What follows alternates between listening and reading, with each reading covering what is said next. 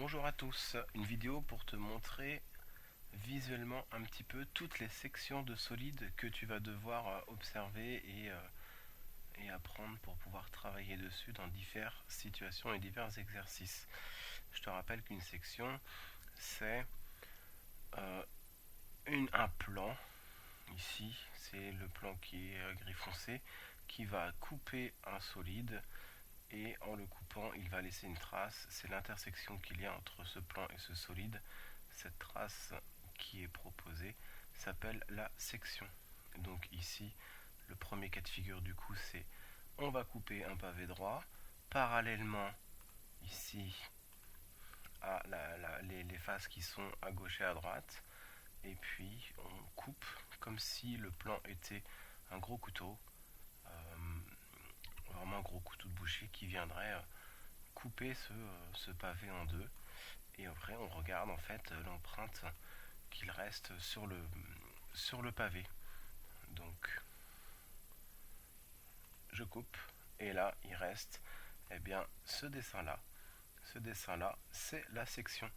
La section ici, quand on coupe du coup un pavé parallèlement à l'une de ses faces, on obtient un rectangle qui est identique à la face qui était parallèle.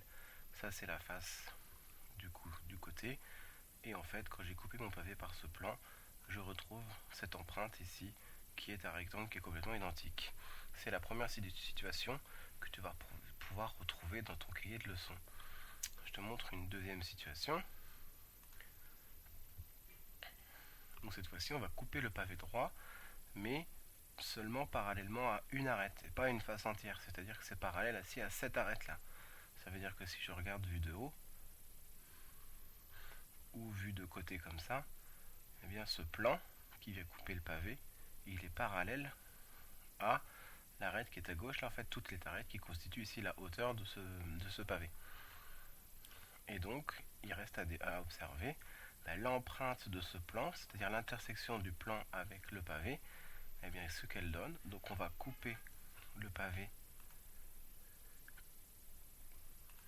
et on va voir ce qui reste. Et quand on coupe le pavé, vous voyez, ça y est, il est coupé. Ce qui reste sur le plan, c'est l'intersection. Ça donne un rectangle. On peut le bouger un petit peu si on veut. Ici, je vais prendre le point qui est là.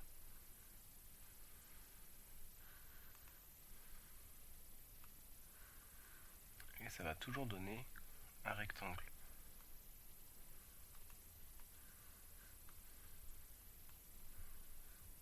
Voilà, quand on coupe parallèlement à une arête, on obtient un rectangle. Vous imaginez bien que dans cette situation, on a un segment ici. Je ne sais pas si on voit la souris, mais on va pouvoir faire des calculs certainement, comme il y a des angles droits avec des triangles rectangles qui vont apparaître, certainement qu'on va pouvoir utiliser le théorème de Pythagore dans ce genre de situation. Ensuite, situation suivante que tu dois avoir observée, et avec ce logiciel ça va être un petit peu plus facile, c'est le cylindre. Donc le cylindre, on va le couper parallèlement aux bases. Donc parallèlement aux bases, voici la situation. Ça peut être coupé de plusieurs façons. Je vais prendre le point, je vais bouger. C'est pas celui-là.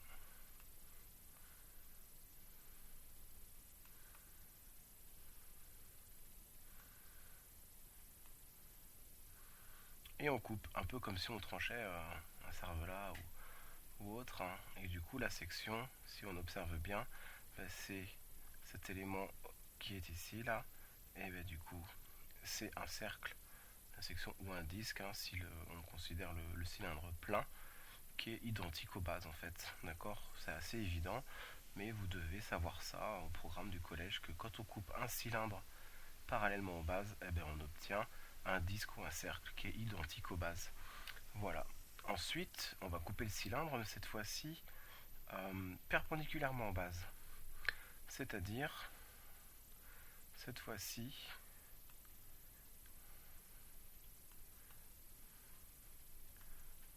de cette façon. Comme ça. Donc on va essayer d'observer à quoi correspond la section. C'est l'objet vert ici que tu vois sur la vidéo. Donc je vais m'arrêter à un endroit, voilà, ici.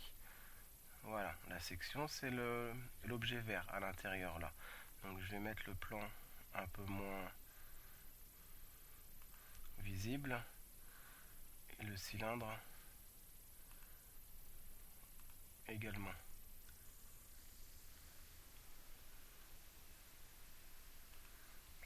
Voilà. Et donc, quand on coupe un cylindre perpendiculairement aux bases, eh bien, on se retrouve avec un objet. Cet objet-là, qui est l'intersection du plan et du cylindre, là, tu peux bien le voir maintenant. Eh bien, c'est un rectangle. J'espère que tu le vois bien. Ce rectangle, il a une dimension qui est connue. C'est la dimension sur le côté à gauche et à droite, c'est la hauteur du cylindre. Hein. Et l'autre dimension qui est l'autre côté de ce rectangle vert va pouvoir se trouver par quelques calculs en maths. On aura peut-être l'occasion d'en faire un exercice, mais c'est pas l'exercice le plus important pour le programme de cycle 4. Voilà, ce qui est important de voir, c'est que ça donne un rectangle. Ensuite, on doit couper encore deux solides, c'était le cône et la pyramide. Ça se ressemble beaucoup, je vais aller vite. Pour couper le cône, eh bien, on le coupe quand même que d'une seule façon. Au collège, on le coupe parallèlement à la base. Donc ça peut donner cette situation. Voilà. Si on coupe le cône parallèlement à la base, qu'est-ce qu'on observe? Eh bien, on observe que on a le grand cône d'origine et que au-dessus se retrouve un petit cône, d'accord, qui est en fait une réduction du grand cône. Et la section, qui est du coup l'intersection de ce plan avec le cône violet ici, eh bien c'est un cercle ou un disque. Celui qui, en gros, c'est la base de ce petit cône. Voilà. Et du coup, ce cercle ou ce disque, c'est une réduction également de la base du grand cône avec le même coefficient de réduction partout. Et on peut utiliser du coup un tableau de proportionnalité qui relie toutes les longueurs du petit cône avec toutes les longueurs du grand cône. Un peu comme Thalès, mais un Thalès en 3D en fait. Voilà. Et enfin, dernière figure, la pyramide. Donc là j'ai mis une pyramide à base pentagone, vraiment quelconque, et j'ai mis un plan qui la coupe très très bas, mais je vais le monter un petit peu. Voilà, je coupe cette pyramide parallèlement à la base. C'est pareil, c'est la seule situation qu'on va observer en cycle 4. Et là je peux montrer parce que j'ai l'option.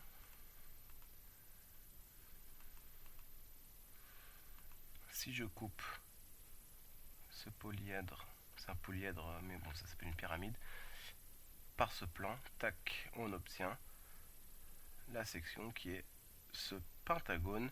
Et si on regarde bien, ce pentagone, eh bien en fait, c'est ni plus ni moins que le même pentagone que la base, mais en plus petit. Ça s'appelle en maths une réduction. Donc la section d'une pyramide par un plan parallèle à la base, c'est une réduction de la base de la pyramide de départ. Et si je remets la partie coupée ici, là, eh bien on va pouvoir voir que cette réduction elle a un coefficient, et ce coefficient de réduction va être utilisable pour toutes les longueurs de la petite pyramide du haut, qui est ainsi créée par rapport à la grande pyramide qui était d'origine. C'est-à-dire que toutes les longueurs de la petite pyramide vont être proportionnelles à toutes les longueurs de la grande pyramide. Ça vient de Thalès ici, hein, parce qu'on peut utiliser le terme de Thalès dans tous les triangles qui constituent les faces. Thalès ici, Thalès ici, Thalès ici, Thalès ici, etc. Donc on peut faire un tableau de proportionnalité comme avec le cône, avec toutes les longueurs, et en face leurs longueurs homologues agrandies. Et on aura ainsi possibilité de faire des calculs avec ces agrandissements et ces réductions. Voilà toutes les sections que tu dois connaître pour ce cycle 4. J'espère que le visuel de ce logiciel t'aura permis de mieux comprendre les figures que je vais te proposer après pour le cours. Allez, à bientôt.